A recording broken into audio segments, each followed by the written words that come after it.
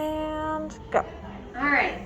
Jessica has a 3-point bustle. That means we have 3 spots down here in the train that we're gonna lift up to her waist. We're gonna end up having 3 loops in the train and 3 sets of strings at her waistband that we're gonna pull out. So we're actually gonna start by pulling these strings out. So if we get a little bit closer here, right at the waist on either side of the zipper, there are these little ribbon knots. I leave these ends so that we can kind of find it. So there's one here. We're gonna pull this all the way out. These have buttons on the back side, so when this stops, the fabric is hitting, or that button is hitting the back. So there's one there, and then on the other side, there's one here. Okay, so we have our center set. Now, if we go over about 4 inches to the right, there's another set there. And same spot on the other side on the left. So we have 1, 2, 3 sets of ribbon strings. Now in the skirt, we're gonna have loops. So there's a couple different layers to this train. The center point is actually gonna be through all of the layers. The side points will only be underneath these illusion layers. So I'm gonna start here at the side. So if we look here on the right set of strings, it's kind of right over a seam right here, and we can follow this down a little bit. If you lightly lift it up, you're gonna see that it kind of falls into one spot. Right there, there's a little ribbon coming across. Now underneath, if you go under those illusion layers, trying to find my mechanics, we're gonna end up finding this little guy. There's a little button and some ribbon. So if you can't find it from the outside, you can go under the right and the left and find these same things. So I'm gonna gently hold on to this, because if I pull too hard, it can rip the tool. So I'm just gently holding on to that. And then again, it takes me to that same spot where that ribbon is coming across. So I'm not gonna pull on it anymore because I need to pull this ribbon out.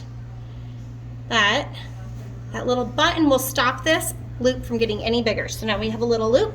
We're gonna tie it with these strings. This dress has some weight to it. So you wanna make sure that either you have a second person to hold the weight of this, or you can do it by yourself. I just come a little bit closer and I hold that up with my leg. That way that this loop is not gonna fight with me. So I just take one of those strings. There's a little knot that will help you stick that through the loop, and then we're gonna bring that loop all the way up as high as it can go. If you droop it down, it will be like 3 inches too long. So just bring that on up. I am gonna tie this into a bow. On the wedding day, you can tie it into a bow. You can tie it into a knot. Just keep in mind, if you ever wanna have the dress cleaned or take it down for any reason, if you tie it into a knot, you're gonna have to clip it and then you can't put it back up. So a bow will be just fine. These ribbons are very grippy. While we're here, I'm gonna demonstrate on how to hide these ribbons. So I like to twist it up nice and tight here at the top. And then I'm gonna push those ribbons back through with my nail or my thumb or just by themselves, and then they hide behind. So that's how we're gonna do this. We're gonna do the same thing on the left.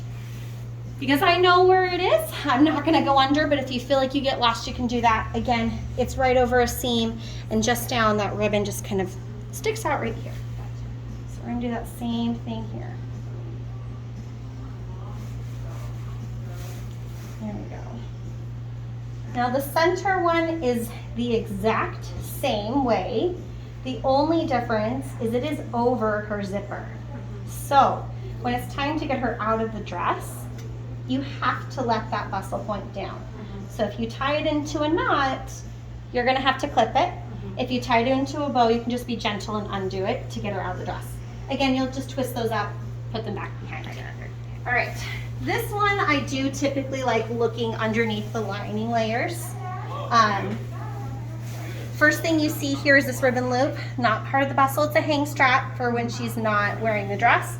Just keep going. We're looking for that same ribbon and button, which is right here. So I'm gonna hold that. And it will just lead me here. So there's this jewel cluster and button, and in between it, that little ribbon is coming across. We want everything to really disappear when it's down. There we go. And this one just comes up and over.